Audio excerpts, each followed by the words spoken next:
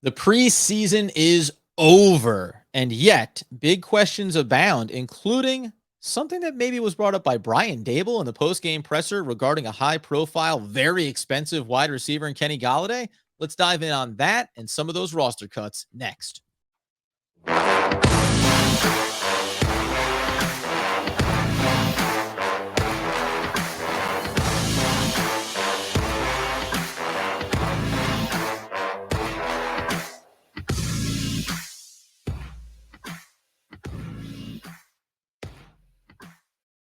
Who do you think you are? I am. It's OGP, the One Giant Podcast, where, of course, we are your host over here, Adam Armbrecht, breaking down the Brooklyn Nets on the Locked On Nets podcast. My boy, Doug Norrie, and yonder there, the season generational ticket holder, the healthy, wealthy, and wise, Mr. Andrew Makowitz. Oh, Adam, I told everybody on Friday I was looking forward to my college roommate Jay's wedding. Big J. It did not disappoint. Fun little nugget from it. Obviously, outdoor wedding, beautiful weather, music, drinks were great.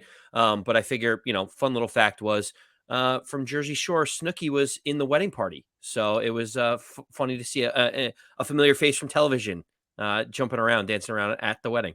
Sure. Well, transition here. My God, Snooki from the Jersey Shore. When was the last time you heard? When was the last time you heard that name? Right? Yeah, when it was the Jersey Shore reunion that happened like 2 months ago or something, right? Because they haven't gone away. It's been 30 years. These guys are in their 50s, and it's cool. They're still bronze as they've ever been. Listen, this is the kind of circles that Andrew Makowitz is traveling in. This is what OGP brings you. A little bit of that. I'm not even going to disparage whatever level of celebrity it might be, rubbing elbows. Other people that are rubbing elbows are the media with the coaching staff, right? Because you have the post-game presser. We come out of that preseason game against the cross-stadium rivals, New York Jets. Denzel Mims, some good film on tape. I don't know if he's going anywhere. We said that, by the way. We're going to tie it in here. Wide receiver for wide receiver swap. We're even more willing to do that now than ever before. But the big part, Giants lose that game. Who cares?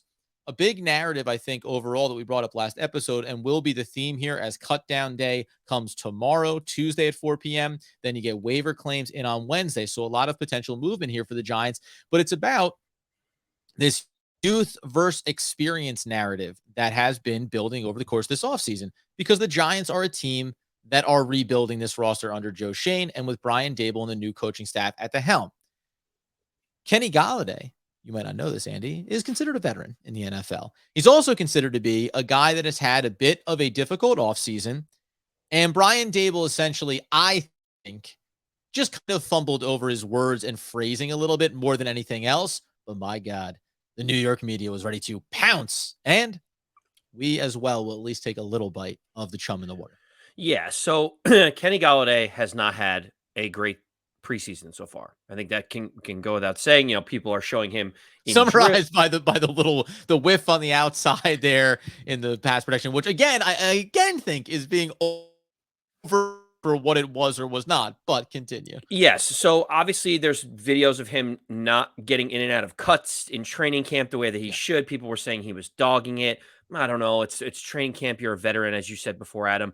But yeah, the big thing yesterday coming out of the preseason game was there was a play where Kenny Golladay was expected to block outside for the, and had responsibilities against the cornerback outside. And if you just watch the video at face value, it looks like Kenny Golladay does not care about blocking, does not want to block, has no interest in blocking. And oh, ho-hum, the cornerback ends up tackling the running back who ends up like right next to Kenny Galladay's feet. So the optics of it were very, very bad, Adam. You hear more football people talk about the play itself. It was a run pass option, which meant that Kenny Golladay couldn't engage the cornerback earlier, or else it would have been offensive pass interference. So you kind of say, oh, okay. And then the second piece of it, checking to see what ended up happening. Did they go pass? Did they go run? Where am I? And again, it looks lackadaisical at best, but that's what I think was going on. He goes, what happened? Sugar, where am I? And that's it. Well, and the other piece of it is if it's a run, the run generally in that situation goes inside. So he's basically saying the run is supposed to go inside. If I have responsibility against this cornerback, even if I'm not touching him, if I know where he is and the ball is supposed to go behind me anyway, I'm good. It just so happens it looked so bad because it looked like he wasn't playing hard. He wasn't, engaging to block or do any of this stuff. and the player that he had responsibility against ended up making the tackle. But Adam, all of I that digress. just feels like everyone is piling on Kenny Golladay because his tenure so far with the Giants has been mediocre at best so far. And Brian Daboll was asked if Kenny Galladay's roster spot was essentially safe. And this seems like an easy layup for Brian Daboll, given that Kenny Golladay can't really go anywhere because of his astronomical cap hit and the fact that the Giants have $5 million in cap space. It would all go away. They would incur another $4.5 million if they were to release Kenny Golladay. So when you think he's probably saying Kenny's a veteran, we need him in this room, instead, Brian Daboll goes on to say, quote unquote, all those receivers are competing. Joe and I will sit back and talk about everything. And it's like, Adam, you said he kind of fumbled over his words. The simple answer would have been, again, he's a veteran and he's going to be here, knowing that Joe Schoen has already told him, hey, we can't cut this guy. Like, it makes too much sense, too many cap ramifications. All he's got to say is, he's a veteran in this locker room. We expect his leadership coming out of the gate. He's going to be ready to go week 1.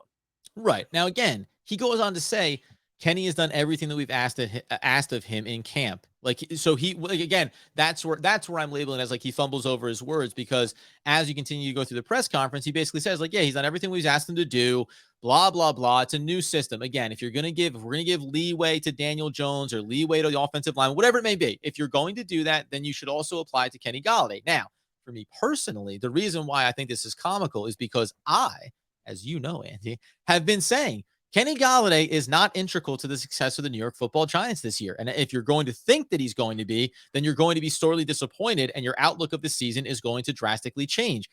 I don't think that Kenny Golladay is the player that he once was. Also, I don't think that this coaching staff and this regime look at him the same way that basically nobody else except for Dave Gettleman looked at him when he signed him to the big contract, right? So like, that's where you're at. He is a big name price tag only right now. And the funny thing to me is, if it was any other circumstance, as we know, it's going to add another $4-5 million if they were to outright cut him to the already tag. I don't think that that's going to happen. I don't think that the Giants, unfortunately, financially can afford to make that decision. But if it was not financially tied to the state of this franchise, if they were not in such even a different version where they had a little bit more cap room, it's not off the table that they would outright cut Kenny Golladay based on what has gone on over the course of the offseason. That's regardless of the statements or sentiments from Brian Daboll in the postgame. I just think it's really funny because what I heard, you and I heard two different things from Brian Daboll. Obviously, you heard the first part, and then he came back and said he's done everything we've asked him to do in camp. When a coach says that, Adam, and this might be a little bit of a side tangent, when a coach says that, it would be like someone asking me a question about Adam Armbrecht and being like, how is he as a co-host with you on the One Giant podcast? And if I said, well, Adam hits the record button every single day on the show. Adam makes sure to put his headphones on. He does everything that I ask him to do so that we can put the podcast out. Like, that would not be a ringing endorsement. It's not a glowing review it's not a ringing endorsement of Kenny Golladay. I also just don't think that it's like, what else would you expect him to say based on what everyone has seen and what's been covered, right? If Brian Daboll came out and said, I don't know, I would not take away the apprehensive, breath. If he was like, yeah, Kenny's looked really good this camp. We're really excited about what he's going to bring to this offense and how he can help us get better as we head into the regular season. You'd be like, okay, follow up, Brian. A lot of what we've seen out of camp and in preseason has been someone who, at the very least, has struggled to find his rhythm in this offensive system. Is that not a concern, right? Like, that would beget these follow-up questions. But couldn't you just say, like, very simple answer? If they asked me what I thought about it, I'd say, Kenny Golladay is a receiver that's been in this league quite a while. He knows what he needs to do. He is a veteran. That veteran leadership is important in the locker room. That's my point. It's the same. It's all the same thing. It's all the same thing. It's all a different version of coach speak. You're not going to get a definitive answer about, hey, are you willing to cut Kenny Golladay? He's not going to say that. Even if the Giants turn out tomorrow to cut Kenny Golladay and eat all the money, he's not going to say that. He's not going to say anything that's going to give you any indication about what their intention is. And that's kind of my point. Regardless of him saying he's done everything we asked him to do, and it's not a glowing review, does that give you any indication of what the Giants are considering doing before? Well, let me ask you a question. Let's just say that Kenny Galladay's cap hit was neutral. Like, they outright release him, they have to incur the cap this year, but they don't incur the $4.5 million that's guaranteed next year that goes on the books for this year. Do you think if they outright released him, they wouldn't get any cap space back? It would be all dead cap from the salary this year.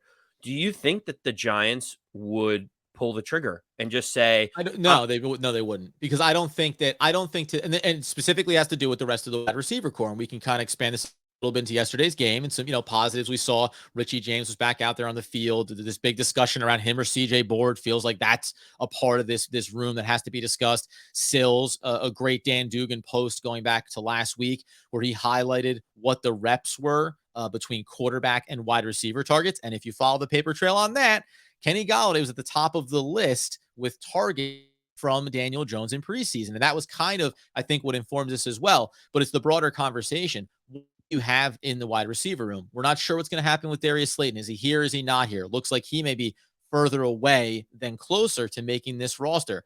Wan'Dale Robinson's a rookie. Kadarius Toney has some level of just injury concerns, so the talent is undeniable. Sterling Shepard coming back from an injury, right? At that point, what you're asking is, it's like, is Kenny Golladay at whatever value still worth being a third wide receiver or a fourth wide receiver and seeing what he has? Of course, he still is. He's still a better option than saying, you know what? 26-year-old Alex Bachman has really shown something this preseason. No. I know he hasn't played in the NFL, but what could he be? Because, by the way, you could always make that move somewhere else down the road. You have to, at least in theory, and most teams do this, you try to play it out until you know for sure that there's nothing left to tap out of this wide receiver tank. And because, what's the more viable option? You don't help yourself at all by letting go of him. You have a roster spot, but that's it. There's no financial in this scenario. There's no financial gain here. So it's a net negative. Name the wide receiver that's more deserving of it, especially if you think you can put some of these guys on the practice squad and always elevate them at another date. Yeah, I mean, that's the hard part because you have to have the eye on the future, which is something that we've talked about at length on this show. Like, we don't think Kenny Golladay is going to be in the long-term plans for the Giants, No. regardless, right? And you would say, well, if you had By to the way, put I was pro getting rid of him. Like, right, I know. I'm gonna keep saying it. I was pro not having Kenny Golladay. I was pro them trying to trade him before the draft. Eat the dead money, maybe eat some of the contract and go get player value or draft capital when there was at least some level of mystery to whether or not this guy had real value, etc. And by the way, wouldn't be shocked if at some point he wasn't a Giant and he ended up on a very veteran heavy team with an experienced quarterback and Kenny Golladay had a little something left to show. Yeah, I mean, could you imagine all of a sudden the Giants like cut him or release him and he signs with the Packers and now he's with Aaron Rodgers and Aaron Rodgers Yeah. throws him 10 touchdowns? Like, you could totally see that happening because there is some big playability still left in Kenny Golladay. Listen, we were not crazy about the signing originally. We thought that we overpaid for Kenny Golladay. So we kind of feel like we've had the same trend throughout the whole thing. You and I both feel like there's probably a 5 to 10% chance that he's on the roster going into next season. So now the question is, can he showcase enough to be traded? What does the wide receiver room look like? And honestly, Adam, I think more than anything else, it depends if Kenny Golladay becomes toxic to the locker room. That's really where I think the change happens for the Giants. Where if he's sulking and he's taking plays off and he's like, I don't want to be here, and he's making it really tough for the other wide receivers to be excited and learn and develop, that's where it's like almost the money doesn't really matter. We can't have him here. But if he's just trying and he doesn't fit the scheme, why take a dead cap hit and move on from a guy that still has talent? 100%. Again, like, I'm talking down about Kenny Golladay. Like, I don't think that he's cooked or something, but it just, again, look at all the moves that the Giants made from a draft perspective and where this wide receiving core wants to go and the style of play that they're trying to foster. Kenny Golladay is not, he's a round peg trying to fit in a square hole. Like, things don't necessarily work perfectly for him. That being the case, the other, again, overarching theme, youth versus experience. Like, that is the theme of what the Giants are trying to do here. I know we want to talk about at some point, you want to sing the praises of Davis Webb and what he's done this preseason. But when we think about yesterday's game, we said, how much are you going to learn or not learn, etc. There is a debate going on right now about what happens in the running back room. And I'm just going to ask you very quickly, flat out, what is your running back room? Because I in my opinion, if you're going to go with 4 running backs, I have a very clear 4. And even if you're going to go with 3, I think I have a hierarchy of what I want. Where do you go in that running back room? Give me your 1 through 5 right now. Oh, you're saying rank them in order of who's most important, who should make the roster? Like, Who's on the roster? No, who's making the roster? Not about even most important, right? Like, who's making the roster? What is your hierarchy? Ooh, so I think this is one of the more interesting ones. So I'm glad Are you going Barkley on top? You going Barkley 1? So to be honest with you, obviously Saquon will be number one. Okay, Let's yeah, a just leave that one little bit of there. mystery, but good. Yeah.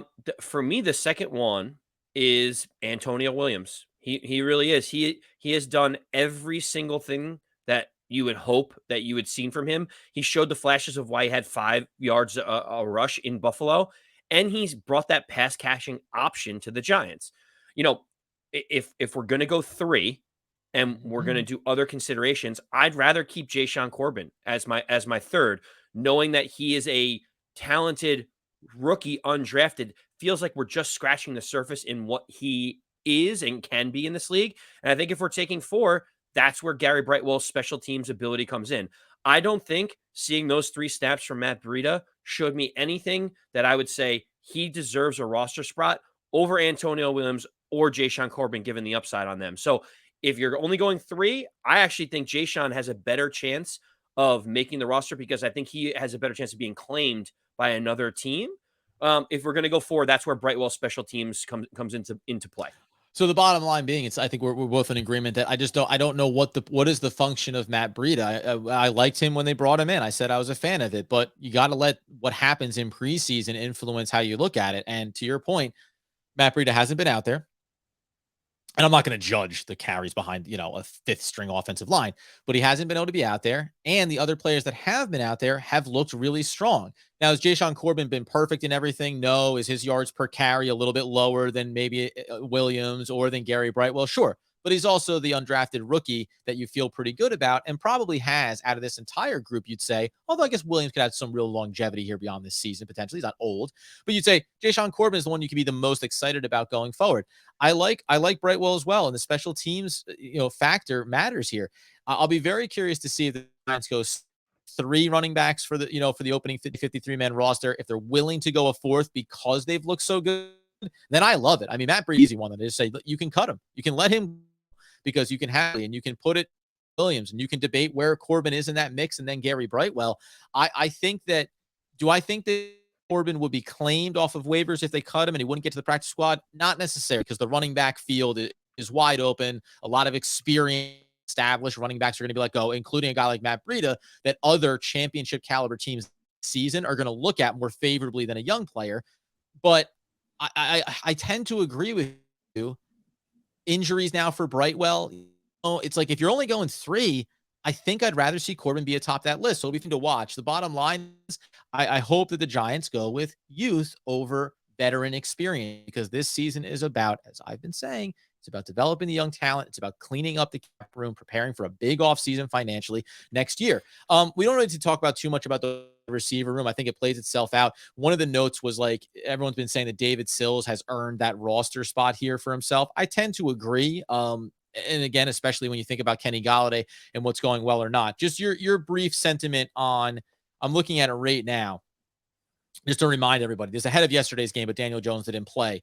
David Sills had 14 targets from Daniel Jones, receptions from Daniel Jones over the course of the preseason. That was only behind Kenny Golladay and Wan'Dale Robinson, and just ahead of Kadarius Toney, who didn't play a ton, obviously, in the preseason. So there you go, though, right? Your top 4 guys, and why Kenny Golladay will be a part of this roster to start the year. That's what I think is indicative of it. And then if you go into what Tyrod Taylor was doing with some of these guys, the fascinating was that Colin Johnson was that guy, then Richie James, and you didn't get till David Sills until after a handful of players.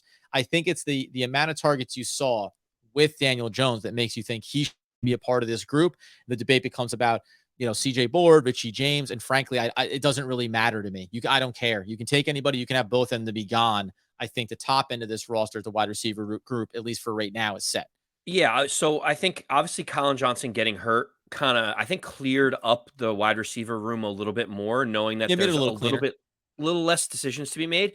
Adam, you were talking about Colin Johnson being that guy behind Kenny Golladay, that bigger body possession type of wide receiver. You know, if you think about it, David Sills is 6'3". Kenny Golladay is, 6'4", maybe 6'5". They have a very similar role because David Sills can make contested catches. So he kind of feels like he slots into that spot over there. So I think you're right. I think David Sills has solidified his roster spot.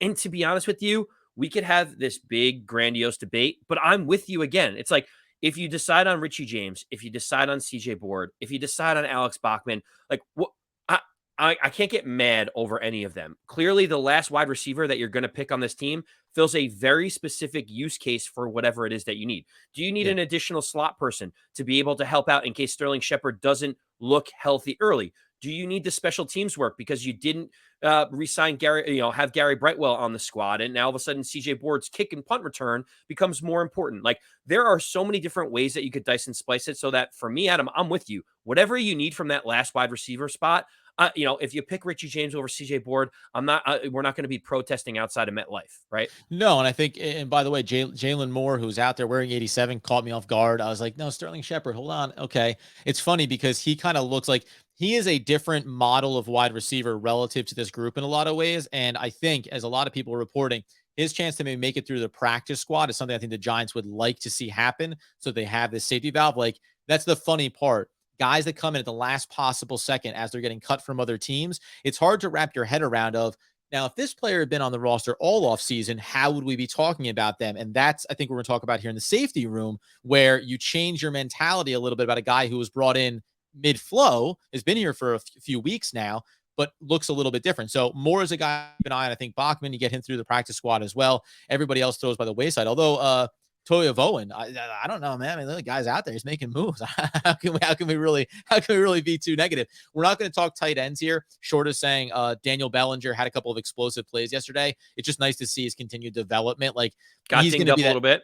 Got Yeah, dinged yeah, up a little bit. he came back. He'll be fine. We have no time for any more injury. I can't even acknowledge injuries at this point because everything's too thin already. But we'll talk about him tomorrow as well.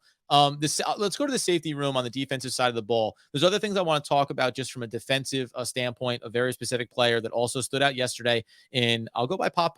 I think Bob Papa usually knows. So Calitro, not Calitro. I like Calitro. Safety room though. Some people are talking about that. Maybe Thompson, who's been a bright spot this offseason, could be the guy outside looking in that group because you have another player who shined yesterday. Yeah, so Nate Metters is a guy, I believe, who's undrafted 2019, signed with the Minnesota Vikings, has kind of bounced around, but the Giants signed him a couple of weeks ago, and Dan Duggan is a guy that I respect. I love his insights. He's clearly tapped into kind of the feeling from the coaching staff and the boots on the ground. He basically said, "Don't be surprised if Nate Metters makes the roster over Trenton Thompson," which kind of took me aback because I'm like, "Whoa." Trenton Thompson has been here doing everything that he needs to do. I had it in my mind that, once Andrew Adams was gone, that like Trenton Thompson was the next man up. Instead, it sounds like Nate has the ability to make this roster. Yeah, and this is the example of, I said about a guy like Moore, who we didn't get to see a lot of. But when you bring in a player, and he is a year younger than Nate is, so and he's a little bit taller, a little bit heavier, etc. But when you bring in a player late and you feel like, well, this other guy has been doing so well for us, and we're actually going to talk about in the linebacking core too, this is the difference of talent level, right? So you let go of Adams. We don't know for sure. Maybe he gets brought back. Maybe he gets picked up. We're thinking about what happens with Yusuf Corker here. Most people, when we talk about that 53-man room, talking about McKinney and Love and Belton, and then Nate getting thrown up there over top of Trenton, and then Yusuf Corker going to the practice squad. Even Thompson is getting mentioned, getting through potentially to the practice squad. But this is the talent level. We only get to evaluate what's on the field for the Giants until something better comes in the door. And again, Joe Shane may be looking, going and saying, yeah, Thompson's playing really well. We like him as a developmental player, even though he's making some tackles and he looks good out there. He's not as athletic. He's not as talented. He's not whatever it may be, right? Now we can get our hands on another guy. Bring him in. And he's going to start. Same thing like we think about cornerback room, right? We're going to talk about them a little bit here too. Okay, Robinson has to develop. We think maybe he can get there. We got to see. He's looked a little bit, maybe a little bit off there, right? All of a sudden, a guy becomes available on the market tomorrow, a cutdown day. Waiver claim goes in on Wednesday when the Giants are 5th overall in that order because of how crap they've been the last couple of years. Like, all of a sudden, that guy you think is talented isn't even on a roster in the NFL. And we've had this experience over the past handful of seasons. David Mayo is a backup linebacker, but we all sat there and watched him be a starter for week after week for the Giants. Listen, it's, as a fan, it's really hard because we get excited for the regular season to come. And during training camp, we find we scratch the surface, find a quote unquote diamond in the rough, an undrafted guy, a claim guy. And he has a couple good days in training camp, and we start knowing his name. We get his backstory. We're excited. And then they put a waiver claim in for a guy that's played in the NFL, that's been Sure. there. And all of a sudden, that guy that we just invested our time, effort, and energy in is no longer on the roster. That is hard for fans. If you said, who would you rather have, Trenton Thompson or Nate Metters? People would say Trenton Thompson just because he's been here for a few weeks more than Nate Metters has, right? But that's not how a front office thinks. They think, what do we need in this room? Who has more long-term viability? Who gives us maybe the veteran piece of it, or being in the NFL or being on practice squads before is more important because we need experience in a thin room. Like we just don't know. It's not just what we see or who's been there longer that we have now like gotten emotionally attached to. Like you said, and once this roster goes down from 80 to 53, there's going to be quite a few guys that we've heard all about in camp that are not going to be on this roster anymore. And the interesting note there is 25 and 24 years old. And this, again, that debate about like, so let's ask that question when we talk about a guy like Austin Calitro. So Calitro is a fascinating story. Obviously, he's 28 years old. Adam came into the league in I know, and 2017. I'm labeling youth. I know. So it's more like, He's 28 years old. He came into the league in 2017. It's 2022. He's been on 11 different teams. Like, he is the veteran. He is the veteran presence and the youth. He's the veteran. He's the youth. He's seen a lot. He's not been around for too many things. But in all seriousness, the tough part for me is he is quote unquote kind of a journeyman right now. Yeah. He actually grew up in Connecticut, dreamed of being a Giant, always wanted to be a Giant. So this is like a homecoming for him. Very excited to be here. Here's the only question I have. I say all that just to give context, but Adam, if the preseason games don't matter, then like, what are we doing? Because Calitro has done every single thing that he's supposed to do. I don't think preseason games don't matter. I think preseason games do matter. I think I understand why people say that. I know you mean, but it's like they have to matter. Otherwise, how can you like, what are we doing? What are we doing if he goes out there, recovers fumbles, instinctually is intercepting passes, doing everything that you ask him to do? It's multiple games in a row where you're saying his name because he's making awesome plays. And so the question is like, if that isn't enough for him to be the back end middle linebacker roster spot, like what's the point? Like what are we doing? Right. Let me put it in this context, right? Because you accurately pointed out, like I ended up getting caught up in the excitement of players making plays in preseason and adding it to this youth. We know Calitro is not a young player, but he's a player that's proving himself. The same thing as saying if it's Richie James or CJ Board, neither one of them is 22 years old, but if one of them proves it, same thing with David Sills, right? Same thing with Alex Bachman. These are guys that are young from an NFL experience standpoint, but if they're proving it, then you have those guys in house. But so Calitro, let's put it this way. It's not 1-to-1, but if you're making these cut downs, do you want the Giants to keep Quincy Roche or do you want them to keep Calitro? Because I think that's a very interesting one. It's not 1-to-1 position, but you're talking about a guy that's 24 years old in Quincy Roche, who the coaching staff doesn't seem to love, hasn't necessarily popped this offseason the way he did last year for the team. Do you go with a kid who's 24 or do you go with a veteran journeyman linebacker who's shown you something? Well, for whatever reason, Roche has not been as good, has not looked as good under Wink Martindale's scheme, whether it's size and how they want him to play and where they want him to be. It just hasn't worked as well.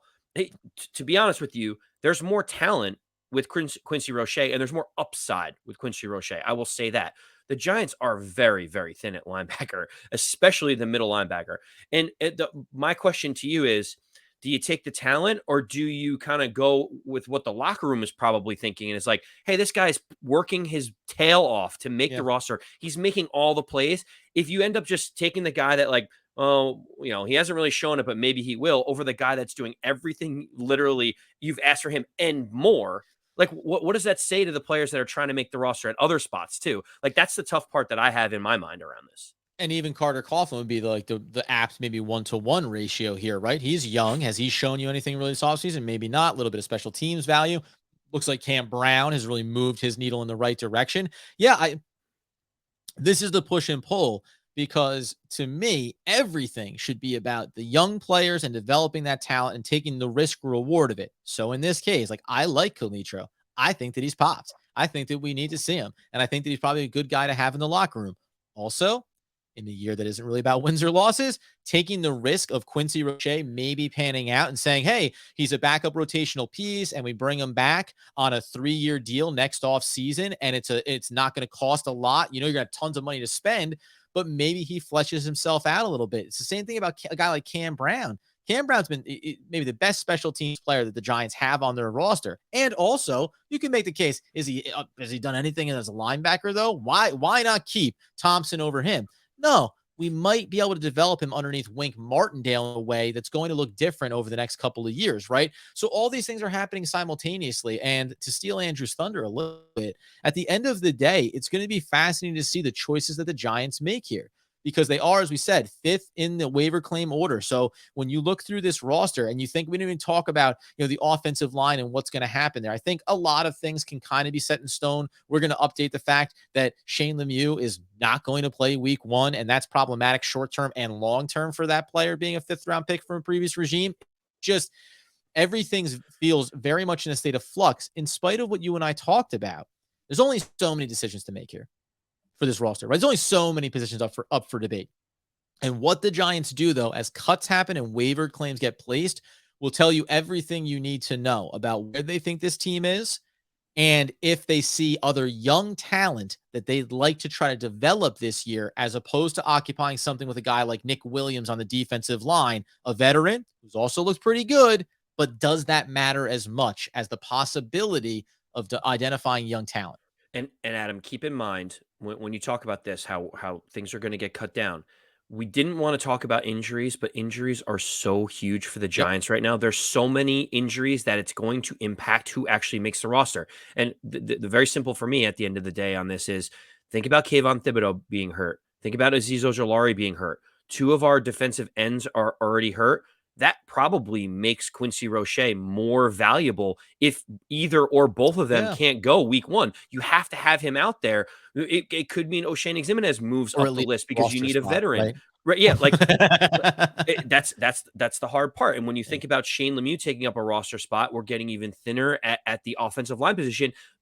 All those things that you just mentioned are going to impact things like, can we take 7 wide receivers? Will Quincy Roche make the roster? Can we afford to carry 4 running backs? With all these injuries around the offensive line and the edge rush linebacker position, it's going to be hard to carry excess at other positions when you need to fill those roster spots because guys are hurt. And here, I'll leave you with this. As Andy tries to rein me in like a bucking bronco today. I have so many. We're going to come in tomorrow. I think I may try to do a live on Wednesday when they're getting the waiver claims in, because there's so much going on here. The balance is going to be, though, like we're talking about in this moment, Quincy Roche is worth trying to develop.